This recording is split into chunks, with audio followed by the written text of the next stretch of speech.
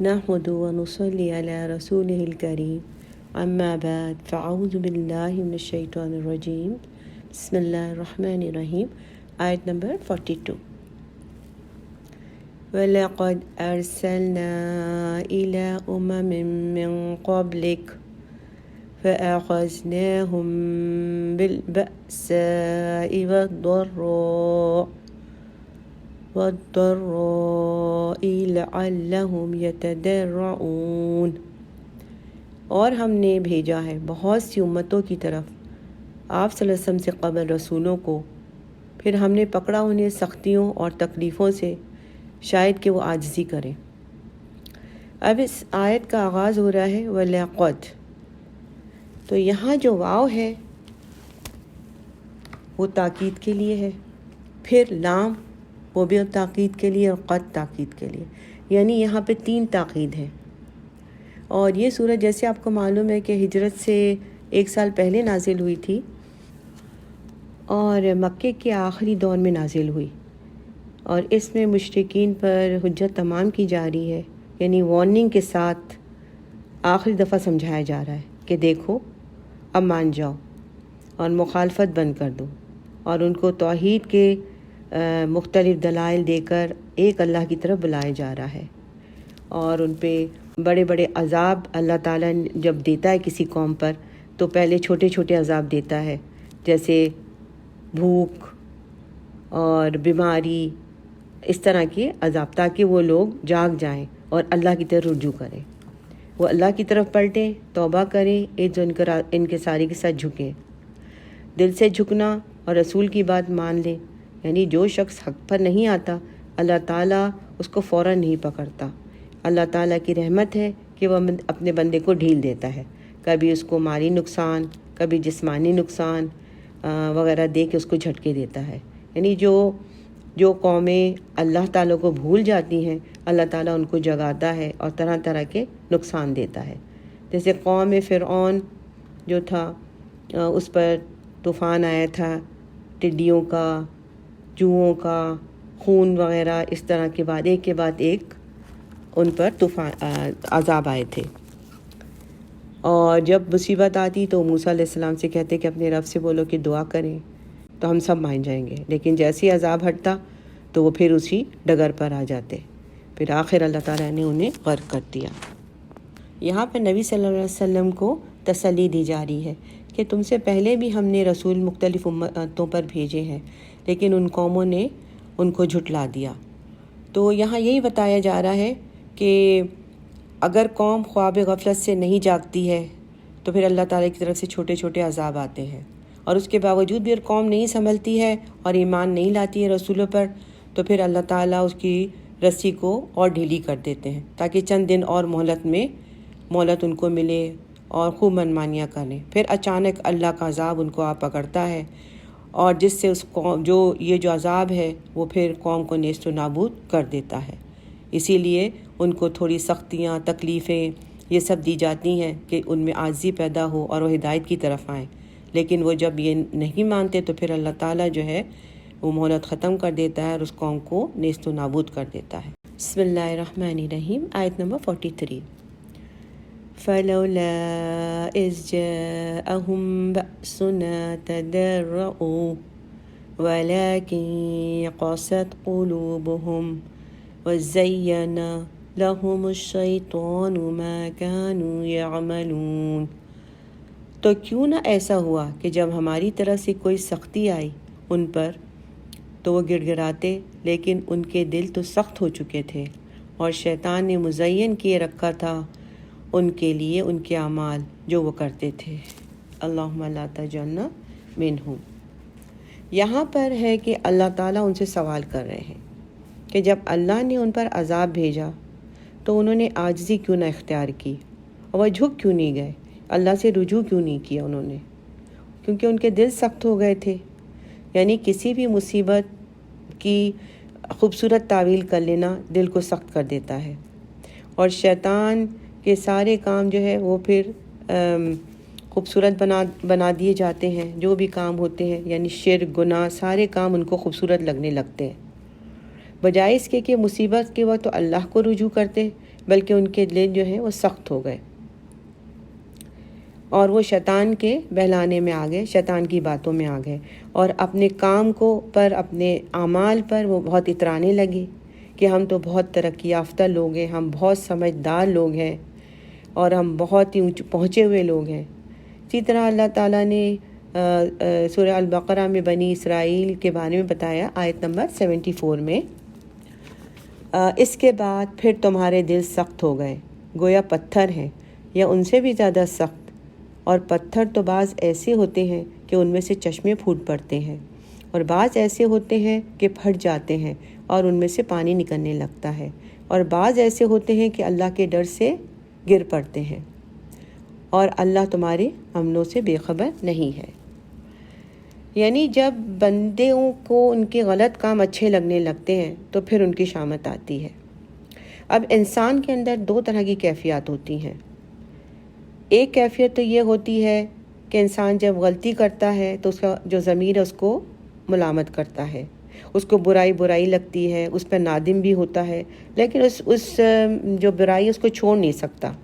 اب یہ اس کی ایمان کی کمزوری کہہ لیں یا اس میں ایمان کی استقامت نہیں ہے، لیکن وہ مسلسل جو ہے انسان جو ہے جب غلطی کرتا ہے تو اس میں ندامت پیدا ہوتی رہتی ہے، اور وہ دعا بھی کرتا ہے اور یا اللہ یہ عادت مجھ سے چھوٹ جائے، لیکن کبھی اس کے منہ سے غیبت نکل جاتی ہے، کبھی وہ جھوٹ بولنا شروع ہو جاتا ہے، لیکن پھر وہ اللہ سے توبہ کر دیتا ہے۔ یعنی انسان اپنے پر چیک رکھتا ہے کہ میں برائی کر رہا ہوں، اور پھر اس کو اللہ کا ڈر اور خوف بھی ہوتا ہے اور اس کو برا بھی سمجھتا ہے، اور وہ توبہ بھی کرتا ہے، اس پہ نادم بھی ہوتا ہے۔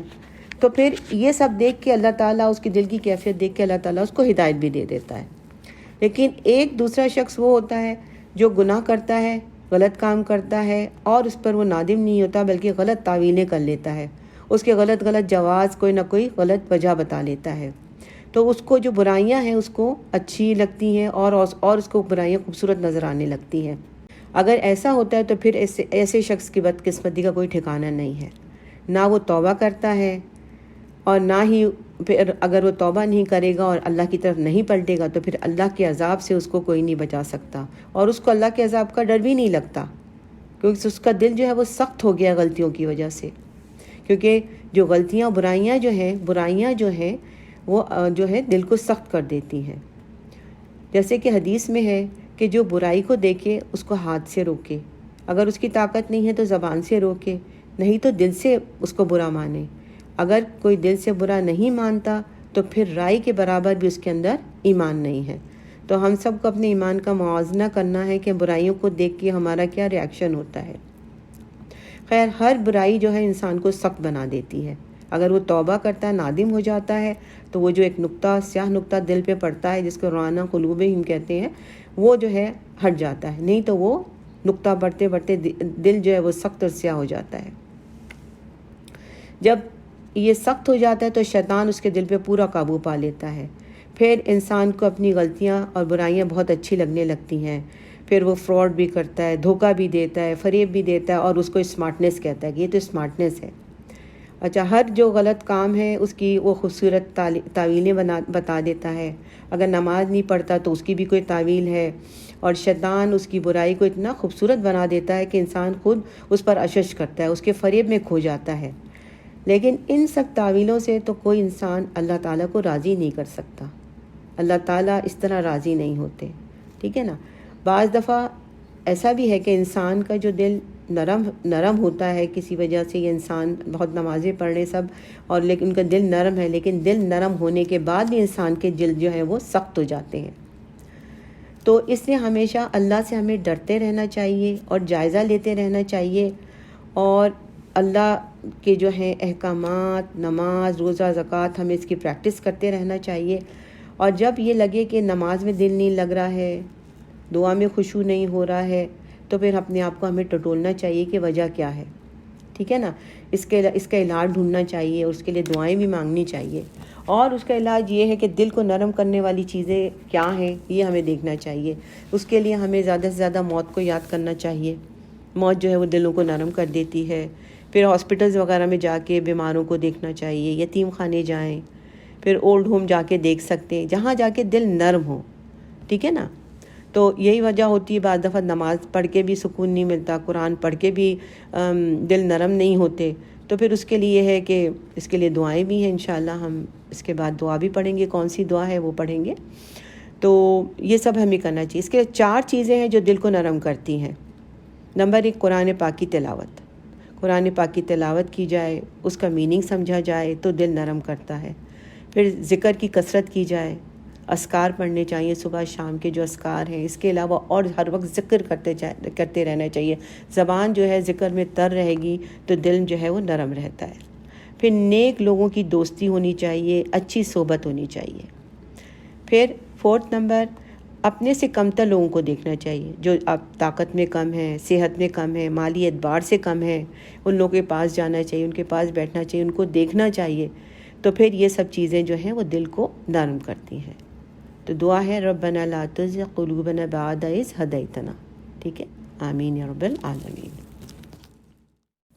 بسم اللہ الرحمن الرحیم. آیت نمبر 44.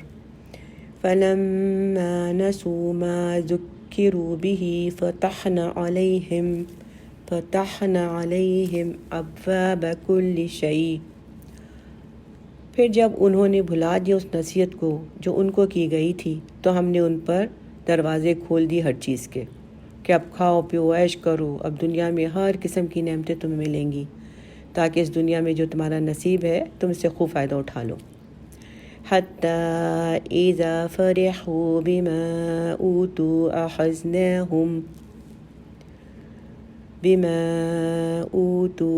اخذناهم بغتة فاذا هم مبلسون.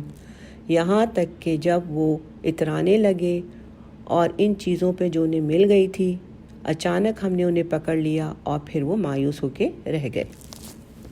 یعنی جب مشرکین مکہ بھول گئے اور اللہ کی جو اللہ تعالیٰ نے جو ان کو نشانیاں دکھائی تھیں، اللہ کی نعمتوں کو، اللہ کے احکامات کو، اور یہ صرف مشرکین ہی مکہ کے لیے نہیں ہے بلکہ تمام ان لوگوں کے لیے ہے جو اللہ کی آیات، اللہ کے احکامات کو بھول جاتے ہیں اور اس کو نہ ماننے کے لیے خوبصورت تعویلات کرتے ہیں. پھر جب دل سخت ہو جاتے ہیں تو پھر اللہ کی طرف سے وہ آزمائش میں ڈال دی جاتے ہیں. اور یہاں پر جو آزمائش کا طریقہ ہے یہ ایک دوسرا طریقہ بتایا گیا ہے کہ یہاں پر ان کا خوشحالی کا امتحان ہوتا ہے. یعنی جب انہوں نے اللہ کو بھلا دیا، اللہ تعالیٰ نے ان کو جو احکامات دیے تھے اور جو اللہ تعالیٰ کی ہدایت تھی ان سب کو بھلا دیا، تو پھر اللہ تعالیٰ نے کیا کیا، انہیں خوشحالی کے امتحان میں ڈال دیا اور اللہ تعالیٰ نے ان کے اوپر ہر چیز کے دروازے کھول دیے، ہر نعمت کے دروازے کھول دیے. یعنی ہر نعمت سے مراد مال، اولاد، کاروبار، یعنی ہر طرح کی راحتیں اور آسائشیں خوب ان کو دے دیں اور وہ خوب اترانے لگے. اب یہاں پہ ہے کہ اترانے کا لفظ استعمال ہوا ہے. اب یہاں پر انسان خوش بھی ہوتا ہے اور اتراتا بھی ہے. تو خوشی اور اترانے میں فرق ہے. خوشی وہ ہوتی ہے جب نعمت ملتی ہے تو بندہ خوش ہوتا ہے اور اس نعمت کا شکر ادا کرتا ہے، عاجزی کرتا ہے، ہمبل ہوتا ہے. اور اترانا یہ ہوتا ہے کہ جب نعمت ملتی ہے تو خوش ہوتا ہے، لیکن خوش ہوتا ہے وہ اکڑتا ہے اور دوسروں کو حقیر سمجھنے لگتا ہے. جب وہ اس طرح اپنے اس میں گم ہو گئے تو اللہ تعالیٰ نے جب دیکھا یہ بہت خوش ہیں اور پیک مطلب ان کا یہ سمجھے کہ ان کا عروج تھا، تو پھر اللہ تعالیٰ نے ان کی نعمتیں جو ہیں وہ چھین لی. اور جب نعمتیں اللہ تعالیٰ نے چھین لی تو وہ مایوس ہو گئے اور ڈپریشن میں چلے گئے. ایسا لگتا ہے یہ ہم لوگوں کے لیے ہے کہ کتنے ہم لوگ عروج پہ تھے اور اللہ تعالیٰ نے ایک دم جو اللہ کا عذاب کا کوڑا پڑا، اس سے یہ ہوا کہ تمام چیزیں ہیں وہ زوال کی طرف آنا شروع ہو گئیں. اور انہوں نے یہ سوچا ہی نہیں تھا کہ یہ چیزیں کبھی ختم ہو سکتی ہیں. یعنی اتنی اچھی صحت تھی کہ یہ سوچا بھی نہ تھا کہ کبھی بیماری آئے گی. اتنی پرکشش اور ایکٹیو لائف تھی، کبھی یہ سوچا ہی نہ تھا کہ لاک ڈاؤن میں بھی جانا پڑے گا. اتنی فرما بردار اولاد تھی، کبھی سوچا نہ تھا کہ کوئی مشکل بھی آ سکتی تھی کہ اولاد بھی نافرمانی کرے گی یا بے وفائی کرے گی. اچانک ہر چیز نے پلٹا کھایا. اب ایسی حالت میں اللہ پر سے پر امید ہونا اور اس پر توکل کرنا، رجوع کرنا اور عاجزی کرنا، اس سے گریہ زاری کرنا ہے، یہ طریقہ ہے. مگر وہ لوگ کیا ہے، سخت اور مایوس. کفار کیا ہے، وہ سخت اور مایوس ہو گئے.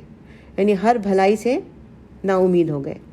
حضرت بصری رضی اللہ تعالیٰ عنہ کہتے ہیں کہ جس شخص کو اللہ نے کشادہ رزق عطا کرتا ہے اور وہ اسے اللہ کی تدبیر نہ سمجھے تو یہ اللہ کی طرف سے آزمائش ہے اور وہ بے عقل ہے، اور جس شخص کو اللہ تعالیٰ رزق میں تنگی میں مبتلا کرتا ہے اور وہ اس کو آزمائش نہ سمجھے تو وہ بھی بے عقل ہے۔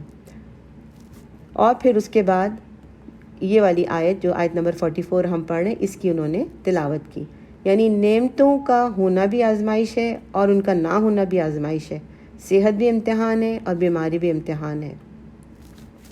جب بھی یعنی اللہ تعالیٰ ہر چیز سے انسان کو، جب کسی کے پاس کوئی چیز نہیں ہوتی تب بھی اللہ تعالیٰ آزماتا ہے، جب کسی کو چیزیں دے دیتا ہے، اس کی فراہمی کر دیتا ہے تو بھی اللہ آزماتا ہے۔ تو اللہ تعالیٰ یہ دیکھتا ہے کہ ان حالات میں بندہ میرا کیا کر رہا ہے، اس کا کیا رویہ ہے۔ تو مومن کا رویہ تو یہ ہوتا ہے کہ جب اللہ تعالیٰ اس کو کوئی نعمت دیتا ہے یا اس کو کوئی نعمت ملتی ہے تو وہ بہت اللہ کا شکر گزار ہوتا ہے اور اللہ کا شکر گزار بندہ ہو جاتا ہے، اور جب کوئی چیز اس سے چلی جاتی ہے یا اس کو کوئی نقصان ہوتا ہے تو عاجزی کرتا ہے اور وہ پر امید ہوتا ہے، وہ مایوس نہیں ہوتا۔ اسی لیے کہا ہے نا مایوسی کفر ہے، تو مصیبت آنے پر مایوسی جو ہے وہ کفار کا شیوا ہے۔ اس لیے ہمیشہ پر امید رہنا چاہیے، چاہے ہمیں اللہ تعالیٰ آسائشیں دے وہ بھی ہمارے لیے آزمائش ہے، اور اب جب تنگی آئی ہے، جب اللہ کی طرف سے آزمائش آئی ہے تو یہ بھی اللہ کی، اس میں بھی ہمیں ثابت قدم رہنا ہے، اللہ کی طرف رجوع کرنا ہے اور اللہ سے گریہ زاری کرنی ہے اور اپنے گناہوں پر کا اعتراف کر کے اللہ سے معافی مانگنی ہے۔ اللہم انا نعوذ بک من جمیع الآفات والفتن والامراض ما ظہر منا وما بطن، آمین یا رب العالمین۔ آیت نمبر 45۔ فقطع دابر القوم الذین ظلموا والحمد للہ رب العالمین۔ پھر جڑ کاٹ دی گئی اس قوم کی جس نے ظلم یعنی کفر اور شرک کی روش اختیار کی تھی، اور کل شکر اور تعریف اللہ ہی کے لیے ہے جو تمام جہانوں کا پروردگار، بے شک الحمدللہ۔ اب یہ دنیا اللہ تعالیٰ نے بنائی ہے، اس سے تمام بڑائی اور تمام تعریف بھی اللہ ہی کے لیے ہے۔ تو اس دنیا میں اگر کوئی ظلم کرے گا یا سرکشی کا مظاہرہ کرے گا تو اللہ تعالیٰ اس کو پکڑ لیتا ہے اور اس کو جڑ سے کاٹ دیتا ہے۔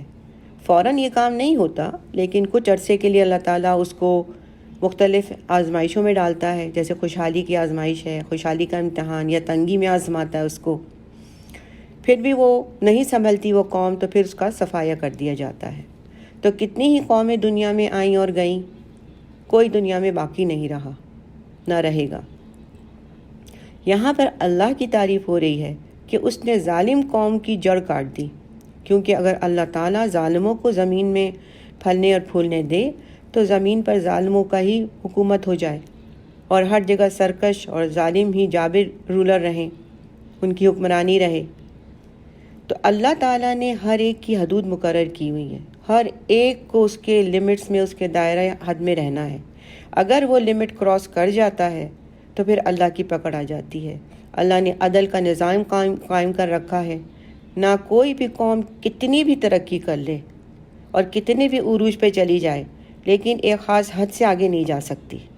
جب وہ حدیں کراس کرنا شروع کر دیتی ہیں تو پھر تو وہ اللہ کی پہنچ اور پکڑ سے بھاگ نہیں سکتی، پھر اللہ کی پکڑ ان کو رائے راست پر لانے کے لیے آ جاتی ہے۔ تو جو ظالم ہوتا ہے تو وہ اس کے لیے دنیا میں بھی مصیبت کا سامنا ہوتا ہے، اس کے لیے دنیا میں بھی مصیبت آتی ہے اور آخرت میں بھی اللہ کے ظلم سے وہ بچ نہیں سکتا۔ تو اللہم لا تجعلنا منہم، آمین یا رب العالمین۔ صدق اللہ العظیم۔ بسم اللہ الرحمن الرحیم۔ آیت نمبر 46۔ قل ارأیتم ان اخذ اللہ سمعکم وابصارکم وختم علی قلوبکم من الہ غیر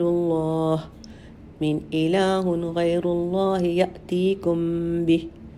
اے نبی صلی اللہ علیہ وسلم ان سے پوچھیے، کیا تم نے کبھی غور کیا کہ اگر اللہ تمہاری آنکھیں، تمہارے کان چھین لے اور تمہارے دلوں پر مہر کر دے تو اللہ کے سوا کون سا معبود ہے جو دوبارہ تمہیں یہ ساری صلاحیتیں دے دلائے؟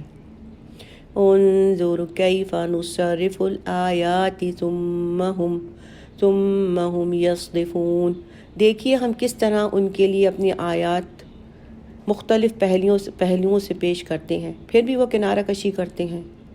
یعنی کہ ہم یہ سارے مضامین پھرا کر مختلف انداز سے مختلف طریقے سے ان کے سامنے لا رہے ہیں، مگر اس کے باوجود یہ لوگ اعراض کر رہے ہیں اور ایمان نہیں لا رہے ہیں. مطلب یہاں پر مشرکین مکہ کو ایک نئی انداز سے ان کو سمجھایا جا رہا، بتایا جا رہا ہے، اور ان کو کہا جا رہا ہے کہ غور و فکر کی دعوت دے رہی ہے. یہاں پر آیت شروع ہو رہی قل ارأیتم، یعنی تم سوچتے نہیں، تم سمجھ نہیں رہے. جیسے میں نے پہلے آپ کو بتایا تھا کہ یہ ارأیتم جہاں بھی آئے گا وہاں پر بہت غور فکر اور فہم کی نظر سے اس کو دیکھنا ہے. تو یہاں بتایا جا رہا ہے، اور یہ جو ان کے مشرکانہ اعمال ہے اس سے جو فساد ہو رہا ہے، یہ اس کا فساد اللہ تعالیٰ بیان کر رہے ہیں. اور نبی صلی اللہ علیہ وسلم سے کہہ رہے ہیں کہ اے نبی صلی اللہ علیہ وسلم، آپ ان سے کہہ دیجئے اگر اللہ تمہارے کان اور تمہاری آنکھ لے لے اور تمہارے دلوں پہ مہر لگا دے تو کیا اللہ کے سوا کوئی ہے جو انہیں دوبارہ لوٹا دے؟ بالکل نہیں. یعنی ان تینوں اعضاء کے بارے میں جو بہت ہی اہم اعضاء ہیں، انسان کے جسم کے 3 بہت اہم اعضاء ہیں، جب وہ بیکار ہو جائیں تو پورے جسم کا جو نظام ہے وہ تو خراب ہی ہو جائے گا نا، بالکل ختم ہو جائے گا. اسی لیے اللہ تعالیٰ انہی تینوں کا ذکر کر رہے ہیں. یعنی کان کتنی امپورٹنٹ چیز ہے، آنکھ کتنی اہم چیز ہے، اور دل جو ہے اسی سے پورے جسم کا دار و مدار ہے. یعنی ان 3 چیزیں اہم اعضاء کے بارے میں اللہ تعالیٰ ان کو بتا رہے ہیں کہ غور کرو، فکر کرو، یہ کیا چیز ہے، یہ نعمتیں تمہارے پاس ہیں، اگر یہ نعمتیں میں تم سے چھین لوں تو کون ہے کہ یہ نعمتیں تمہیں واپس کرے گا. اللہ فرمانا کر رہے ہیں کہ آپ کہ کس طرح یہ نشانیاں تم دیکھ رہے ہو، تمہارے اندر یہ نشانیاں ہیں، پھر بھی تم ان نشانیوں کو دیکھ کر ہر چیز کا انکار کر رہے ہو. اللہ تعالیٰ کہہ رہے ہیں کہ ہم مختلف انداز سے بیان کرتے ہیں چیزوں کو، مختلف طریقے سے بار بار تمہیں اس چیز کی یاد دہانی کرائی جاتی ہے، لیکن یہ مشرکین انہیں دیکھنے کے باوجود ان سے اعراض کرتے ہیں اور اپنے حسد، عناد، کبر، غرور کی وجہ سے اس پر غور نہیں کرتے. بسم اللہ الرحمن الرحیم. آیت نمبر 47. قل ارأیتکم ان اتاکم عذاب اللہ بغتة او جہرة هل یہلک الا القوم الظالمون. ان سے کہیے کہ دیکھو تو اگر تم پر عذاب آ جائے اچانک یا علی الاعلان تو کون ہلاک ہوگا سوائے ظالموں کے. یہاں پر بغتتاً 2 الفاظ استعمال ہوئے، بغتتاً اور جہرتاً. بغتتاً سے مراد ہے وہ عذاب جو اچانک بغیر کسی اطلاع کے اچانک عذاب آ جائے، اور جہرتاً سے مراد ہے جو پہلے کوئی اللہ تعالیٰ نے کوئی اشارہ کیا ہو یا کسی چیز کی اطلاع دی اس کے بعد وہ عذاب آئے. یا ان دونوں سے مراد رات اور دن بھی ہو سکتے ہیں، اور رات اور دن ہی ہے، اس لیے کہ کافر قوموں کو جو ہلاک کرنے والے جو عذاب ہیں یا تو رات کو اچانک آئے یا پھر دن میں کھلے عام آتا ہے. اور قوم الظالمون میں عذاب جو ہے، عذاب کی وجہ جو کی طرف جو اشارہ کیا گیا یا عذاب کی وجہ جو بتائی گئی ہے کہ ان کی ہلاکت کا جو سبب ہے ان کا ظلم ہے، اللہ سے سرکشی ہے، ان کا طغیان ہے، اس سب کی وجہ سے اللہ کا عذاب آیا ہے. اب یہ کہ یہ عذاب اچانک آئے یا بتدریج پیش کی اطلاع سے آئے یا اطلاع کیے بغیر آئے، ہلاکت تو ہر صورت ہوگی، اور ہلاک وہی لوگ ہوں گے جو رسول صلی اللہ علیہ وسلم کی دعوت کو ٹھکرا کر اپنی جانوں پر ظلم کے مرتکب ہوئے. یعنی ان ظلم کے مرتکب اس طرح ہوئے کہ انہوں نے سرکشی کی، طغیانی کی، اللہ کے احکامات کو نہ مانا اور رسول صلی اللہ علیہ وسلم کی دعوت کو ٹھکرا دیا. بسم اللہ الرحمن الرحیم. آیت نمبر 48 and 49. وَمَا نُرْسِلُ الْمُرْسَلِينَ إِلَّا مُبَشِّرِينَ وَمُنذِرِينَ. ہم نہیں بھیجتے رہے اپنے رسولوں کو مگر خوشخبری دینے والے اور خبردار کرنے والے بنا کر. فَمَنْ آمَنَ وَأَصْلَحَ فَلَا خَوْفٌ عَلَيْهِمْ وَلَا هُمْ يَحْزَنُونَ. تو جو لوگ ایمان لے آئے اور انہوں نے اپنی اصلاح کر لی تو ان کو نہ کوئی خوف ہے نہ وہ غمگین ہوں گے. یعنی تمام انبیاء و رسول اہل حق کی بشارت دینے آئے والے تھے اور اہل باطل کے کو خبردار کرنے والے تھے. یعنی جو ایمان پر ہیں، جو حق کے راستے پر ہیں، ان کو خوشخبری دینے والے جنت کی، اور جو غلط راستے پر ہیں، جو ہدایت پہ نہیں ہے، جو کفر اور عناد میں پڑے ہوئے ہیں، ان کے لیے جہنم کی وعید ہے. آگے آیت نمبر 49 والذین کذبوا بآیاتنا یمسهم العذاب بما كانوا یفسقون، اور وہ لوگ جنہوں نے ہماری آیات کو جھٹلایا ان پر عذاب مسلط ہو کر رہے گا ان کی نافرمانی کے سبب۔ اللہم لا تجعلنا منہم۔